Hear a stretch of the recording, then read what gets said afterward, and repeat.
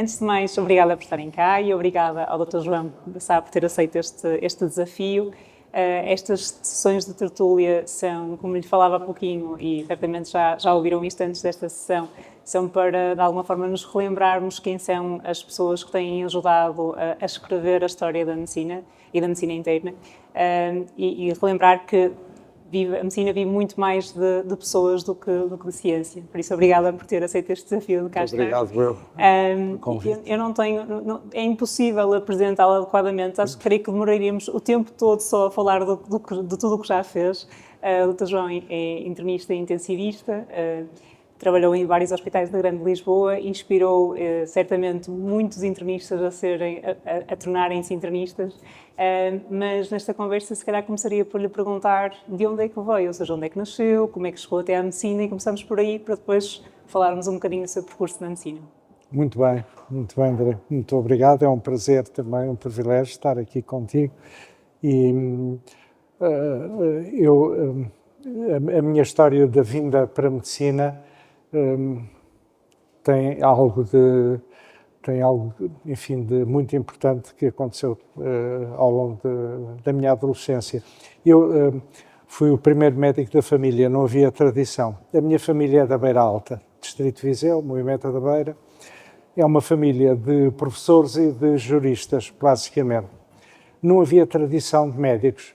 Nos anos 30, fim dos anos 20, anos 30, houve um estudante de medicina chamado Eduardo Gouveia, que seria meu tio-avô, era irmão da minha avó materna, que era sextanista em Coimbra, era finalista, mas morreu. Morreu ele e morreu o professor catedrático, porque se picaram num cadáver que estava infectado e morreram com sepsis. O aluno e o mestre. Portanto, eu fui o primeiro. Entretanto, já há mais dois, um que eu citei há bocado, que é o meu primo Acácio Gouveia, que é um médico da medicina geral familiar de Torres Novas, mas que já está retirado, apesar de ser mais novo que eu, e uma prima minha mais nova, que é também da área da medicina geral e familiar. Mas não havia tradição na família. Na altura em que eu fiz o liceu, eu fiz a maior parte da escola primária no Liceu Francês, que era uma escola dura, mas era uma escola boa, em que tinha que estudar português e francês simultaneamente, era uma atrapalhada, mas enfim, lá foi. E depois fui para o Liceu Camões, que era um liceu muito rigoroso de Lisboa. Foi uma escola fantástica, gostei imenso de lá estar. Nessa altura, qual era a minha intenção? Ao contrário do que provavelmente é uma surpresa para quem me conhece, mas eu estava deleitado, digamos assim, com a Marinha de Guerra. Eu queria ser oficial da Marinha de Guerra. E eu gostava imenso dos barcos de guerra e gostava de ver a Marinha desfilar e aquilo para mim era fantástico. Em determinada altura, em 1965, a minha mãe adoece. E aqui é de facto a coisa importante, adoece, diagnóstico diferencial complicado, porque era uma lesão pulmonar, diagnóstico diferencial complicado porque ela tinha tido tuberculose pulmonar. Antes da época dos tuberculostáticos, ela esteve internada, por exemplo, no sanatório Sousa Martins, na Guarda, onde fez pneumotórax terapêuticos. Então, chegou-se depois à conclusão, ela foi seguida por uma pessoa que eu não conheci, que é o professor Maté, que é era um francês de Paris, o Jorge Maté, e foi seguida pelo professor Tomé Vilar. Chegou-se depois à conclusão que era uma doença de Hodgkin, de início visceral, o que é sempre mau, em termos de prognóstico. Mesmo assim, aguentou 4 anos. Mas aqueles 4 anos, entre os meus 13 e os meus 16, eu fui assistindo ao desfile de consultas de médicos, tratamentos, efeitos acessórios, isto, aquilo, aquilo outro. E, sobretudo, o que me marcou muito foram as consultas do professor Tomé Vilar. O Tomé Vilar era um pneumologista, um homem da clínica, muito curioso. Ele organizou e nós assistíamos e inscrevíamos os primeiros cursos pós-graduados de pneumologia, em que eram apresentados essencialmente, para além de conferências e de lições magistrais, eram casos clínicos. E toda a gente de Lisboa se inscrevia maciçamente, aquilo era muito útil, era muito bem feito, depois havia um livro no final, era muito bom. Ele era uma personalidade muito humana, mesmo na fase terminal da minha mãe, ele ia lá à casa, mas tinha sempre, no remate da consulta, tinha sempre uma palavra de grande estímulo e de grande incentivo à doente. Mas depois cá fora, eu lembro o último sábado, antes da minha mãe partir, eu tive que assistir à partida da minha mãe, isso também tocou muito. No último sábado, cá fora no jardim, ele disse: meu caro amigo, prepare-se. Portanto, isto foi, digamos, este impacto da mãe, não é? Fez mudar completamente a agulha. Eu tinha ido para a linha de ciências e depois fui para a medicina. Enfim, dispensei do exame de aptidão, fiz o exame de 7º ano e nessa altura, como provavelmente os da minha fase se lembram, não havia muita gente a ir para a medicina. Havia, por exemplo, 4 turmas de ciências no Liceu Camões e fomos para a medicina 12. O resto foi tudo para a engenharia. E na altura era a engenharia eletrotécnica, era o que estava mais na moda. Assim na moda e tal. E fomos, só houve 1 ou 2 que desistiram, os outros já estão reformados, com uma exceção, mas foi um grupo muito pequeno. Fui para a Faculdade de Medicina. Pronto, fui para a Faculdade de Medicina, que era em Santa Maria, era a única que existia em Lisboa. Okay. Isto passa-se no ano 1969. Lá fizemos aquilo que nós chamávamos as preparatórias, as disciplinas teóricas e algumas muito bem dadas. Por exemplo, a histologia era muitíssimo bem organizada. Era o professor Xavier Morato. O professor Xavier Morato tinha uma organização fantástica, tinha lâminas de tudo e mais alguma coisa. Tinha sido o sucessor do professor Celestino da Costa, Jaime Celestino da Costa, pai, que era de facto o professor de histologia e embriologia. Okay.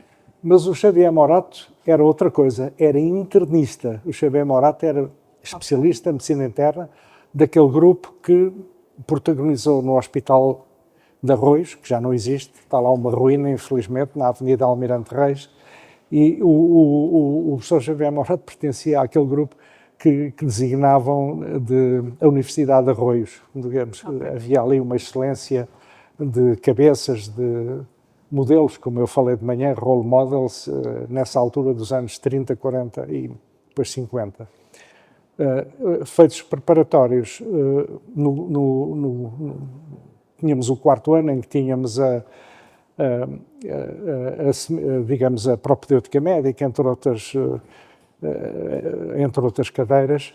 E há aqui uma coisa muito curiosa, há casos muito curiosos. No meu exame de anatomia patológica, as lâminas que me saíram foi de doença de Hodgkin. E no exame de propedêutica médica, a doente que me saiu foi uma doente com doença de Hodgkin. Aquilo que a minha mãe tinha tido. Acho que aqui a pergunta é como é que não foi parar a hematologia clínica, não é? Já lá vou. Ok, não antecipava essa isso já lá vou. No ano de 73 para 74, em que eu deveria estar, e estava no 5º ano da faculdade, o Hospital de Santa Maria, a Faculdade de Santa Maria, deixou de ter capacidade pedagógica para ter tantos alunos. Okay. E então abriu o ciclo de estudos nos hospitais civis. E aquilo foi muito bom. Nós só fomos 100. Éramos 400, 300 ficaram em Santa Maria, os outros vão. E foi muito bom porque havia nos hospitais civis gente, primeiro, de grande qualidade técnica e humana. Segundo, hábitos de ensinar também. Hábitos de ter pupilos. E tínhamos tudo, por exemplo, a minha turma de ginecologia e obstetrícia éramos 3. Sim. Portanto, a minha turma de neurologia éramos 5. Portanto, observávamos os doentes, fazíamos tudo e mais alguma coisa que os colegas de Santa Maria não tinham hipótese de fazer porque as turmas eram muito grandes. Portanto, fim do curso, fiquei ali pelos hospitais civis de Lisboa. Pronto. Nas férias, acontecia nas férias entre o quarto e o 5º ano, o 5º e o 6º, e o 6º e o início do internato, que foi em outubro, e as férias eram muito grandes, e então eu ia fazer, portanto fui aprendiz voluntário num serviço de medicina que era prestigiado, que é o Serviço 3 do Hospital de Capucho, dirigido na altura pelo Dr. Renato Valadas Preto. na altura, o doutor era um serviço de medicina, mas onde já havia ali um gosto muito particular pela hematologia. O doutor Renato Valadas Preto tinha tido um gosto muito grande pela pneumologia. Todos estes médicos dos anos 30, 40, 50 percebiam tuberculose como ninguém, e de sífilis e de outras doenças como ninguém. O doutor Valadas Preto, digamos, afeiçoou-se à questão da hematologia clínica, e, curiosamente, levou para lá e trabalhava muito com um homem chamado Januário Melo. O Dr. Januário Melo tinha sido um oficial da Força Aérea, depois tirou a medicina e tirou laboratório, era um patologista clínico. O Dr. Valadas Preto era muito rico, não tinha filhos, e então metiam-se os dois no carro e iam pelo Alentejo fazer colheitas de sangue para estudar as hemoglobinopatias. E tiveram intervenção importante na descoberta da hemoglobina Punjab, da hemoglobinopatia Punjab, e publicaram coisas no British Journal of Hematology. Nos anos 70 era muito difícil um português publicar lá fora. Agora já é mais fácil, felizmente, mas na altura era difícil. A páginas tantas, nos hospitais civis, dá-se, de facto, parte do serviço de medicina interna, digamos, criam as especialidades. Por exemplo, o Dr. Valadas Preto passou a ser o diretor da hematologia, criou a hematologia. Nessa altura, a hematologia era um bocadinho diferente. Ainda se ligava muito ao eritrocito. Sim. Hoje é muito hemato-oncologia, como sabemos todos, não é? Por exemplo, em Santa Marta surgiu pela mão do Dr. Manuel Coelho a pneumologia, no Curri Cabral pela mão do professor Iriarte Peixoto a endocrinologia e por aí fora. A cardiologia já existia em Santa Marta.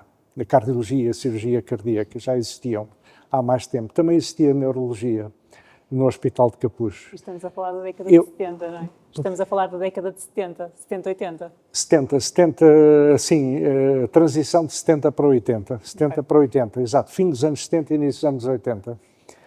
O Dr. Valadas Preto era um homem fantástico, era simultâneo, era muito bom clínico, mas também gostava de investigar, nomeadamente na área da patologia hematológica. E depois entusiasmava-se, sendo ele já um veterano. Ele chegava muito cedo ao serviço e eu também sempre cheguei cedo aos serviços em que trabalhei. E às vezes falávamos, ele enfim, dispunha-se a falar com um recém-formado, que era eu, e eu gostava muito de falar com ele. Um dia tivemos, eu nunca mais me esqueço desta doente, estava lá uma miúda com 13 anos, que morava ali na zona de Campolide, com uma leucemia linfática aguda. E nós... Pronto, começámos a tratá-la. Eu lembro-me que lhe fiz punção lobar para injetar citostáticos, etc. E a miúda parecia responder. O Dr. Valadas estava exuberante com aquilo. Ó, Gonçalo, vamos ter aqui uma remissão completa. Vamos ter uma remissão completa. Parecia uma criança com um brinquedo. De repente, um fim de semana, a miúda faz um abscesso da nádega, faz uma sepsis e morre. Foi uma desilusão completa. Na altura ainda lutávamos para ter remissão das LLAs, não é? Quer dizer, não foi assim há tanto tempo quanto isso, mas era... Eu tinha uma tutora nesse serviço, que infelizmente já faleceu, que se chamava, era a doutora Felicidade Graça, era uma pessoa muito organizada. Ela, por exemplo, em termos de processo clínico, era fantástica, em termos de abordagem, em termos de conversa também com os doentes. E ajudou-me a fazer a transição, no fundo, da faculdade para o internato. A vida clínica, sim. E em determinada altura, eu estava vocacionado para a hematologia, de facto. Mas a doutora Felicidade disse: "Ó, João Sá, eu, pelo que tenho percebido de si, acho que você tem mais jeito para a medicina interna." Eu comecei a pensar: mas porquê é que diz isto? É um feeling, é uma impressão, não sei, é o seu perfil, não sei. E eu acabei por ir para a medicina interna. Portanto, fazíamos aquele, acho que ainda existe, o teste, o exame de acesso, não é? De seriação, não é? Sim. E eu fiquei bem classificado, não fiquei em primeiro, mas fiquei nos primeiros 12, e fiquei bem classificado, podia ter escolhido qualquer coisa, ainda estive ali na dúvida, a hematologia, pneumologia, medicina interna, mas não mais do que isto. E depois acabei também a doutora Felicidade disse-me, olha, você tem um bom serviço de medicina interna, onde vai aprender bastante, e onde vai exercer bastante, que é o Serviço de Medicina Interna de Santa Marta. O Serviço de Medicina Interna de Santa Marta era dirigido por um homem, que é um homem duro, que era o Dr. Carlos Henrique Jorge. O Dr. Carlos Jorge era um homem de medicina interna pura e dura. Era muito rigoroso, lia as histórias todas. Ele fazia visita todos os dias. Fazia visita, não, líamos as histórias. E eu gosto sempre de dizer isto, os que já me ouviram isto várias vezes, provavelmente. Ao fim da anamnese, ele obrigava-nos a dar um diagnóstico diferencial. Um diagnóstico, você tem que se comprometer aqui com um diagnóstico, qual é o diagnóstico? Depois fazíamos o exame objetivo, onde ele nos obrigava a fazer o exame neurológico. Claro. Isto porquê? Porque ele foi um excelente internista, mas não era esse o objetivo de vida dele. Ele tinha querido ser neurologista. Okay. Só que o diretor dele, chamado Diogo Furtado, que era um ditador nos hospitais civis, nos anos 30, os chefes nessa altura, os diretores, é que decidiam do dever profissional de cada um. Ok. E então disse, tu, Carlos Jorge, vais para a medicina, Jeito, tu, Miranda Rodrigues, vais para a neurologia, tu, não sei, vais para isto, e assim foi. Mas ele queria sempre o exame neurológico, e nós fazíamos o exame neurológico.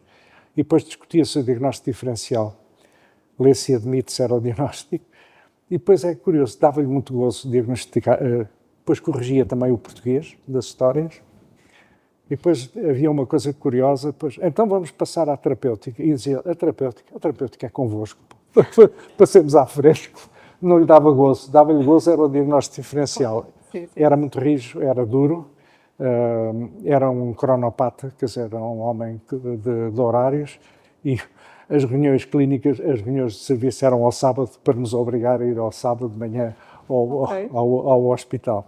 Mas era um homem sensível. Eu lembro que na altura, esta história tem alguma relevância, isto passa-se em 1979, quando houve uma greve liderada pelo Dr. Gentil Martins para termos o estatuto do médico.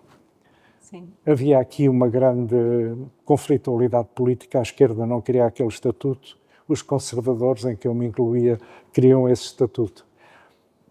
Aquele serviço onde eu estava, em Santa Marta, era por alguns conhecido como o Kremlin. E então eu fiz greve, e houve mais 2 colegas que fizemos greve de zelo, quer dizer, não assinámos o ponto, não ganhámos o dia. E ele não nos desrespeitou relativamente a isso.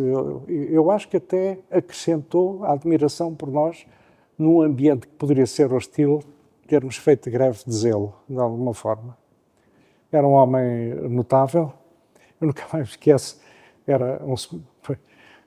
uma vez também eu estava a descrever uma auscultação cardíaca de uma doente com fibrilação auricular e falei em ruído de abertura. Para já aí, ruído de abertura? Quem está em fibrilação auricular não tem ruído de abertura. Nossa, então, mas olha, que eu acho que eu ouvi e tal. Então empreste-me o seu estetoscópio. Fui a auscultar a doente e quando veio disse assim, o miúdo tem razão. O miúdo tem razão. O miúdo tem razão. Tem ruído de abertura. Pronto. Era um homem, que eu mais me esqueço de uma outra cena, foi no dia, eu nunca mais me esqueci da data, 30 de junho de 1980, estava um calor terrível, uma canícula terrível em Lisboa, eu estava de urgência interna, 1979, pois, e durante a noite eu via os doentes a desidratar e morreram 7 doentes nessa urgência interna. 7 doentes. Foi uma coisa terrível. É preciso dizer que nessa altura, nos hospitais civis, lá em Santa Marta, e a minha mulher é dessa altura, é enfermeira, havia uma enfermeira para 52 doentes. Ui. Uma enfermeira para 52 doentes e um auxiliar. Na enfermaria de homens, a enfermeira estava grávida, ainda por cima, era a Maria Luísa, lembro-me dela perfeitamente, e então eu lembro de andar com ela a pôr soros e a dar clisteres de água fria para arrefecer os doentes, porque caíam, faziam acidentes vasculares e morriam. E no dia seguinte lá fui eu de coraçãozinho apertado para o gabinete do diretor a dizer que tinha perdido 7 doentes, tinha tido 7 baixas. Já tratou-me bem, não houve problema nenhum. Quando se reformou, sucedeu-lhe um homem também notável, muito elegante, no diagnóstico diferencial, que o Dr. Fernando Lacerda Nobre, que ainda vê doentes, tem um consultório onde vê os doentes, ainda há dias falei com ele, e de facto foi um internato feliz.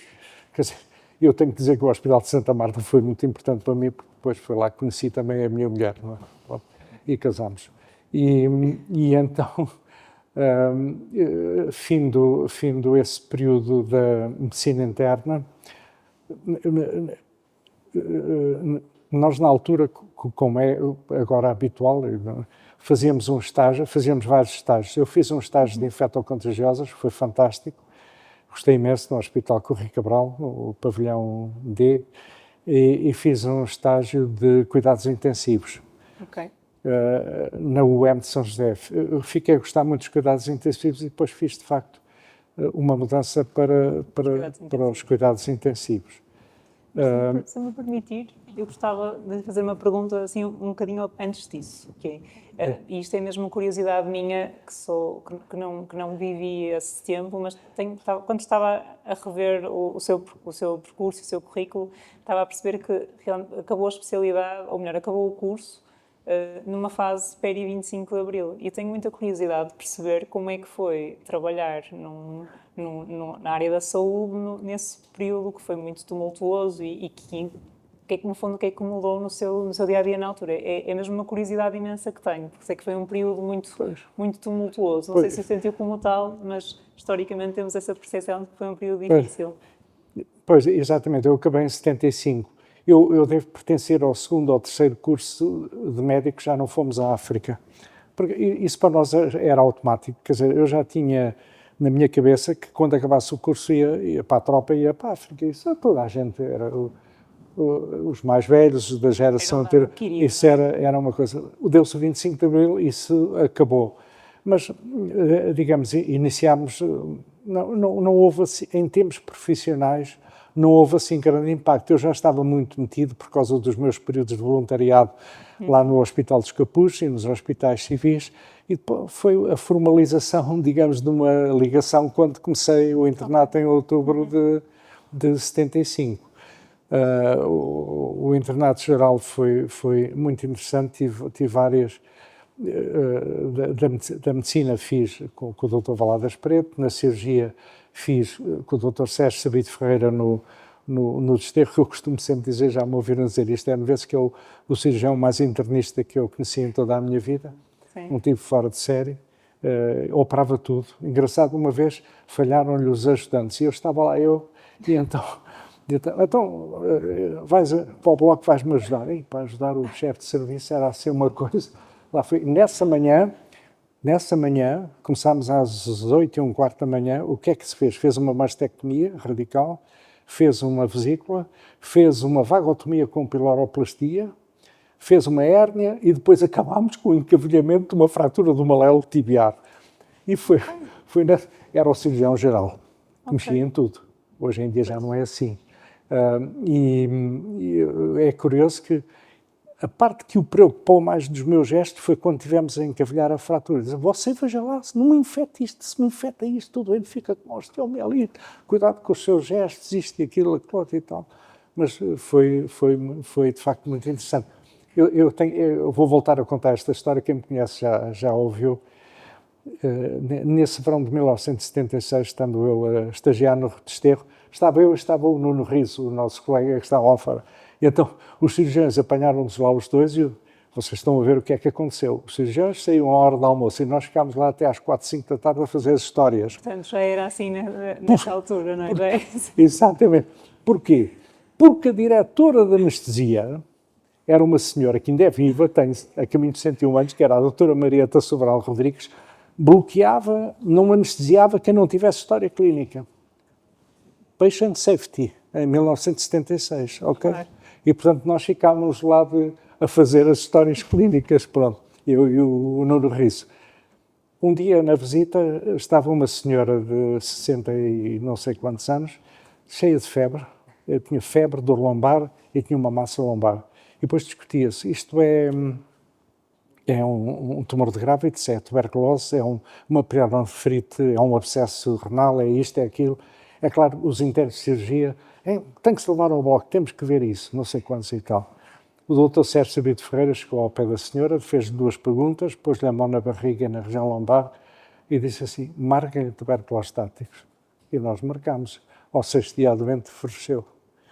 Era este o brilharete clínico, digamos, era a intuição. Quer dizer, havia aqui que o doutor Sérgio, seguramente, por ter visto muitos doentes, tinha uma biblioteca de memórias clínicas, não é, que lhe permitiu fazer este diagnóstico sem exames complementares, que não tínhamos. Nós tínhamos radiologia convencional, tínhamos a radiografia simples do abdômen e depois tínhamos aquelas tomografias que se faziam com base na radiologia convencional, que eu não me lembro qual era já a espessura dos cortes. Não havia ecografia, não havia tacto, não havia ressonância magnética, não havia exames de radioisótopos, não havia rigorosamente nada. Mas pronto, correu bem e fiquei com uma admiração imensa por ele. Outro estágio que me marcou bastante, gostei bastante, foi o estágio de obstetrícia, porque eu trabalhei com uma senhora que se chamava Maria Fernanda Paula, que era de facto uma pessoa fora de série. Obstetra, ginecologista, fazia essencialmente ginecologia, já a apanhei numa fase muito adulta, e a senhora, antes de ser obstetra, fez cirurgia geral, e depois então é que fez a obstetrícia. Nem sei se era obrigatório ou não, mas ela fez, ela operava muito bem. Eu nunca mais esqueço de uma outra cena, que é à porta da Magalhães Coutinho, que era a maternidade ao lado do Hospital Dona Estefânia, onde nós fazíamos o nosso treino. Confrontei-me com uma senhora numa maca, cheia de dores de barriga, pálida como uma cal. Obviamente não é difícil o diagnóstico, até prova em contrário, tem uma ruptura de gravidez tubaria.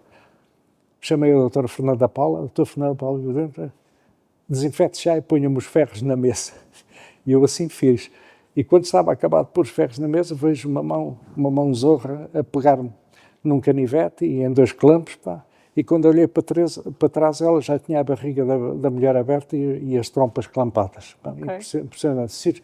Naquele estágio esta não foi a única história de grande emergência médico-cirúrgica que eu vi naqueles 3 meses de obstetrícia e ginecologia, em que nós fazíamos também uma área que era muito, muito engraçada, que era a neonatologia. Esqueci-me de dizer uma coisa. Enquanto estava no curso, eu não pensava em nenhuma especialidade especial, em nenhuma especialidade definida, a medicina interna, a hematologia, a pneumologia, não. Eu queria ser pediatra. Okay. Eu queria ser pediatra. Eu lembro de uma viagem que fiz a Londres, até comprei um livro que ainda lá tenho em casa, que é o Barnett, que é uma espécie de Cecil da pediatria, e então fiz o estágio de pediatria no Hospital Dona Estefânia. E não gostei do ambiente, havia médicos a mais, havia quesílias a mais. Gostei de fazer uma coisa, que foi a urgência. Eu fazia a urgência numa equipa que era de segunda-feira, cheguei a fazer urgência à segunda-feira de pediatria, à quarta-feira em São José, com o Dr. Girão, de adultos, não é? Na pediatria era um homem também muito sisudo, chamado António Roque, e é engraçado, mesmo sendo um interno do primeiro ano, nós, de repente, ao fim de 12 horas, nós tínhamos 40 crianças vistas e 40 mais faladas. Era uma coisa que, obviamente, perguntávamos aos mais velhos que estavam ali, aos internos de especialidade, aos especialistas e tal, tirávamos as dúvidas. Mas eu, de facto, desisti da pediatria depois desse estágio. Não gostei. Isto não é a vida para mim. E então foi na altura em que apareceu a fase da medicina interna, e que acabei por singrar. Vou desafiá-la a voltarmos para a medicina interna, porque senão vamos ficar aqui a conversar até amanhã. Já está, já está. E vou desafiá-lo a voltar. Já percebi que os seus mentores tiveram um impacto tremendo. Muito grande, muito grande, muito grande. E a verdade é que nos dias de hoje também são os mentores que fazem diferença nesses colegas. Aquilo que falei de manhã dos role models, que é importante, é importantíssimo. Mas, voltando assim mais para uma fase mais avançada na vida profissional, e a verdade é que também já começamos a ficar com algum constrangimento de tempo, vou-lhe perguntar quais foram as decisões mais difíceis que teve que tomar no âmbito da medicina interna e as mais difíceis e aquelas que que lhe deram mais gozo de tomar, em decisões profissionais. Eu não percebi. Queria perguntar que decisões profissionais e no seu percurso enquanto internista é que foram mais difíceis de tomar, seja decisões relacionadas com doentes, mas se calhar tem mais de carreira, o que é que para si foi mais difícil de fazer e quais as decisões também por oposição que foram mais prazerosas e que lhe deram mais gozo de tomar. É difícil dizer porque há tanta coisa e depois a minha carreira está de alguma forma influenciada também pela fase de cuidados intensivos que durou quase 20 anos. Não é? E, portanto, na fase de cuidados intensivos é que às vezes tínhamos de tomar decisões altamente complicadas a partir do momento em que fui chefe de equipa. Pronto, cada dia tinha um chefe de equipa e pronto. O meu diretor de cuidados intensivos, o Dr. Resina Rodrigues, que inicialmente era médico também do Serviço 3 dos Capuchos e de facto descobriu aquela missão de criar os intensivos e os intensivos influenciaram praticamente toda a área, digamos, no fundo nós formamos praticamente todos os quadros dirigentes de unidades de cuidados intensivos de Leiria para baixo, naquela fase, e por isso é que eu conheço também muita gente. E aí havia decisões complicadas, havia cenas altamente complicadas. São histórias várias. Uma situação de Santa Marta, mandam-nos um bebê em choque cardiogénico, é uma coisa inaceitável, mas mandaram, porque não quiseram assumir a responsabilidade da morte do bebê, basicamente. Tinha um corte triato e não era possível operar. Bem, eu lembro que estar a tentar cateterizar, eu e um colega infelizmente já falecido da minha equipa, o Miguel Araújo, que era um excelente homem, um excelente pneumologista, e o bebê acabou por falecer. Uma cena do diabo. Depois a família quis ver o corpo, eu levei o corpo, eu e uma enfermeira levámos o corpo até à porta da unidade e de repente há uma família, tentam-me agredir, porque tiram uma fralda ao cadáver do bebê e veem que há punções várias a nível da região inguinal para ver se apanhávamos uma femoral. Tiram-me o corpo do bebê da mão e vão a fugir com o corpo do bebê para o hospital fora. Eu tive que saltar e tive que ir a correr também, ter uma luta por um cadáver, uma coisa impressionante. A enfermeira ficou derrotada, começou a chorar e não me ajudou nada, claro. Mas cenas como estas, cenas de porem lá doentes e dizer eles em São José com as máquinas resolvem tudo. Quando os doentes já chegavam às vezes em fase de choque refratário ou com evolução muito acentuada e muito, digamos, complicada, por exemplo, processos de sepsis ou processos de sepsis de pós-operatório, aí tínhamos decisões muito difíceis de continuidade ou não de cuidados. Na medicina interna em si, digamos, eu depois, a minha fase, eu fiz aqueles anos de cuidados intensivos e depois, por força de concurso, fui a chefe de serviço e depois fui para o serviço de medicina. Uhum. Eu entrei só ao quarto concurso, porque o concurso para chefe de serviço na altura tinha muito de política e muito de proteções de pessoas, não é? E eu era sempre o candidato mais novo e não era propriamente protegido, a não ser pelo meu diretor de cuidados intensivos.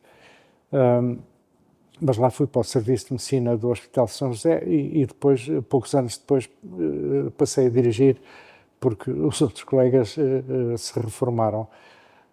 E aí era mais a questão da gestão de pessoas, por um lado, onde não tive, apesar de tudo, muitas dificuldades. Tive 2 problemas, é natural, ainda estivemos a falar disso há bocado de manhã, e depois era sobretudo a gestão de camas, quer dizer, de repente o serviço tinha 80 camas, das quais 6 eram de uma unidade de intermédios, dá sempre um jeito de ter uma unidade de intermédios num serviço de medicina. Havia também uma sala de exames onde protagonizavam 2 ou 3 colegas que faziam ecocardiograma, Doppler e tal, Doppler carotídeo, enfim. Mas muitas vezes, frequentemente, eu tinha 70 doentes fora do serviço. Estavam nas cirurgias, estavam na ortopedia, estavam na maxilofacial, estavam na otorrino, na urologia até, por aí fora. Era muito complicado. E depois era complicado porque, como disse há bocado o professor Veríssimo, os médicos estavam uma boa parte do tempo na urgência ou saídos da urgência, de modo que aí foi uma gestão que se fez, mas foi uma gestão complicada. Para fazer uma chamada às armas, digamos assim, e para que as pessoas me entrassem cedo no serviço também, eu organizei uma série de reuniões às 8h15 da manhã, e eu lembro que uma das reuniões à terça-feira era de um artigo clínico, à quarta-feira ia a neuroradiologia, o Dr. João Reis, que está agora connosco na Luz Lisboa, um excelente neuroradiologista, que apresentávamos casos, íamos testificar casos. À quinta-feira fazíamos o mesmo com a radiologia convencional e à sexta-feira havia exames da banda da cardiologia. E assim eu conseguia ter ali as pessoas às 8h15, meia hora, e depois saíamos para o trabalho, não é? Mas gerir um serviço de medicina com a concorrência dos serviços de urgência não era fácil organizar uma escala de urgência interna. Eu lembro mesmo sendo diretor, não me caio os parentes na lama, até gosto, fiz urgências internas até no verão, para dar o exemplo e tal, para me chamar às armas, digamos assim. Sim. E aí era mais a questão da gestão de operações. E outra coisa, eu encontrei o serviço um bocadinho deprimido, quer dizer, por exemplo, em termos de congressos, nunca levavam nada a congressos, nunca apresentavam um paper, não se publicava rigorosamente nada. Enfim, modestamente estimulei e começámos a aparecer com mais frequência e com mais intensidade nestas reuniões magnas, não é? Mas, portanto, as dificuldades foram essas, foram dificuldades de, como é que é dizer, de decisões de vida e de morte, de facto, nos cuidados, na medicina intensiva.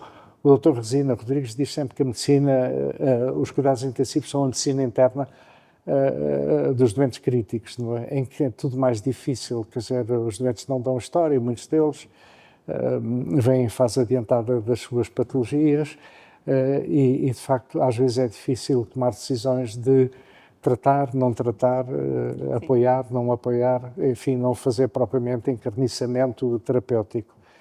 Na medicina era, de facto, mais a gestão das pessoas e dos doentes, digamos assim. Era mais isso. Okay. E além da medicina, há alguma outra área que lhe desperte interesse, nomeadamente uma área mais cultural? O que é que há pouquinho falávamos da importância das artes em paralelo com a medicina? Pois, eu devia ter cuidado disso ao longo da minha vida e não cuidei. Okay. Quer dizer, sempre, só tardiamente comecei a fazer algum desporto, comecei a jogar ténis, mas depois tive que parar porque tenho uma lesão do supraespinhoso direito. Ok. Que bloqueou a minha carreira de tenista. Mas mantemos um ótimo internista, não é? Mantemos aqui... Basicamente, eu devia ter arranjado um outro... Eu gosto imenso de ler, quer dizer, a leitura entretém muito e acho que é importante. E gosto de ouvir música. Às vezes vou, digamos, àquelas... Antigamente fazia mesmo a assinatura, hoje não, às sessões, aos concertos, por exemplo, de música na Gulbenkian e tal, mas por aí me quedo. Nunca estive assim em nenhum grupo. Tenho um cartão de amigo do Museu de Arte Antiga, tal como tive há muitos anos da Fundação Serralves, quando ela foi criada. Sim. Foi uma coisa que me encantou, aquela fundação. Conheci um homem no Porto, que era o diretor de neurocirurgia, que era o Dr. Rocha e Melo. O Dr. Rocha e Melo foi criador, juntamente com críticos de arte, que foi um criador Ok, não sabia da Fundação Serralves. Foi Okay, da Fundação Serralves.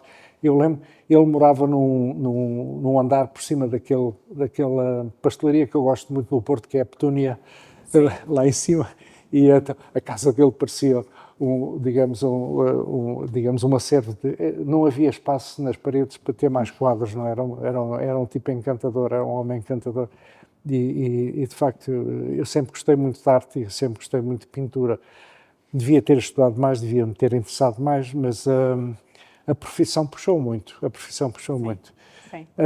Passados estes anos todos, a noção o que eu posso dizer é que quando comecei pensei que isto ia ser mais fácil. Pensei que ia ser... Okay. Não, é verdade, eu pensei que isto ia ser mais fácil. Chega a casa, janto, leio o jornal, ponho as pantufas, isto, aquilo, nada disso aconteceu. Parece que tive sempre o apelo pelas coisas complicadas e pelas coisas que exigem. Por exemplo, a formação do Hospital da Luz em Lisboa foi complicado.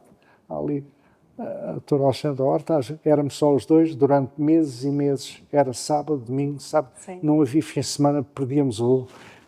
porque não havia mais ninguém na altura e tivemos que lançar...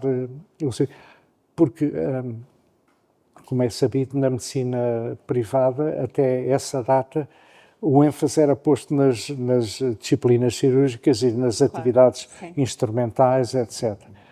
Ali houve uma aposta do Conselho Executivo na medicina interna. Nós pensámos, se calhar vamos ser consultores dos cirurgiões ou dos ortopedistas, tal. Enganado. De repente começaram-nos a entrar doentes de medicina e doentes graves. Sim. Não é como se diz, aí temos os doentes têm patologia grave, e de facto foi preciso trabalhar os dias todos para ajudar-nos a erguer a instituição, não é? Que felizmente lá está bem, enfim. Mas, portanto, nada era mais um exemplo para dizer não há almoços grátis em medicina, e nomeadamente em medicina interna. E comigo não houve, de certeza. Agora, confronto-me com duas questões complicadas. Uma, fruto da biologia natural, que é o pensar na nossa finitude. Nós somos finitos, não sabemos quando vamos acabar. Queremos ainda fazer uma série de coisas, mas a finitude pesa um bocadinho. Sim. Quer dizer, aos 73 anos, quer dizer, a gente percebe que as coisas vão ter um fim, não é? E é mais a questão do choque entre aquilo que ainda queremos fazer e aquilo que provavelmente já não vamos conseguir fazer. O outro choque é, qualquer dia, por força de circunstâncias ou por decisão minha, eu vou ter que deixar de trabalhar. E aí é muito complicado, porque não quer dizer que eu não tenha outros interesses, que já falei, e tenho uma família que tenho que apoiar também, não é? Quer dizer, com 5 netos e com 2 filhas e tal, e que precisam da nossa ajuda para aqui, para lá, etc. Sim. Mas nós estamos habituados a viver com muita gente à nossa volta e, de repente, quando deixamos de trabalhar, de repente as pessoas desaparecem e nós ficamos ali, mesmo tendo família e numerosa, ficamos ali um bocadito isolados. Vai ser um choque. E também acredito que a medicina, e nomeadamente a medicina interna, seja uma grande paixão, não é? Senão não dedicaria tanto da sua vida à medicina interna. Portanto, um momento em que decidir parar de trabalhar também vai ser um momento ali, de alguma forma, de uma quase ruptura com essa sua paixão, não é? Pois. Suponho que seja essa a percepção também. Pois. O que penso e o que tenho falado até com os colegas que já passaram por esta fase temos que fazer uma sevragem, um desmame, digamos assim, uma coisa progressiva, ir diminuindo e ir ocupando os tempos que ficam livres.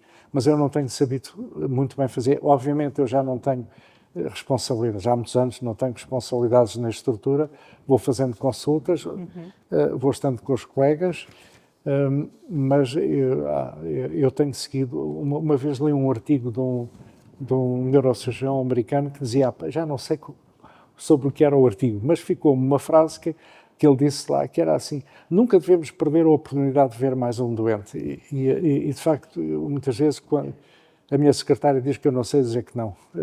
E, portanto, a gente vai continuando, vai alimentando, Sim. continua a ver primeiras, isto, aquilo. Isso é muito difícil parar. Sim. É muito difícil parar. Estamos mesmo a chegar ao final. Vou-lhe deixar duas questões para as quais pedia que tentasse dar uma resposta relativamente breve.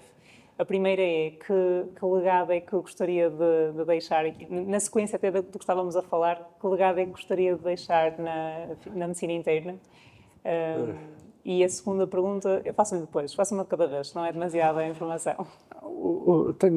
Eu não sei se tenho capacidade de deixar legado, quer dizer, não sei se tenho capacidade. Não, é o legado, o legado que, pronto, a gente tem que trabalhar, tem que se dedicar, tem que fazer o melhor possível.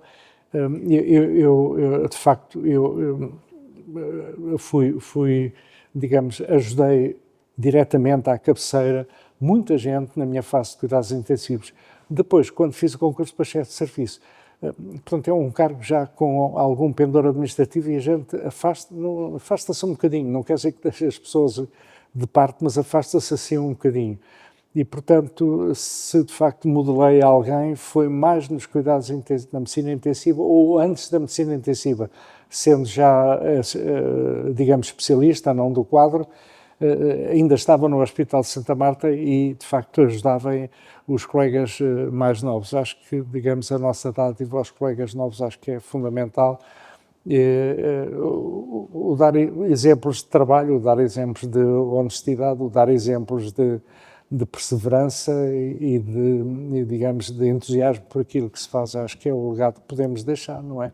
Eu nunca fiz investigação, não deixo prática, tenho muito pouca coisa escrita, nunca me interessei muito pela investigação, acho que se deve publicar, mas eu nunca me interessei muito pela investigação e portanto, não deixo nenhum legado nessa área, não é?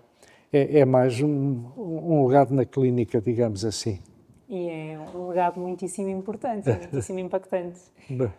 E para terminar, a pergunta que lhe deixo é, se tivesse, o que é que gostaria que um jovem internista, alguém que está a começar o seu percurso de medicina interna, que mensagem é que gostaria de deixar para esse jovem internista ou esses jovens internistas que estão a começar agora o seu percurso com as vicissitudes do mundo dos dias de hoje?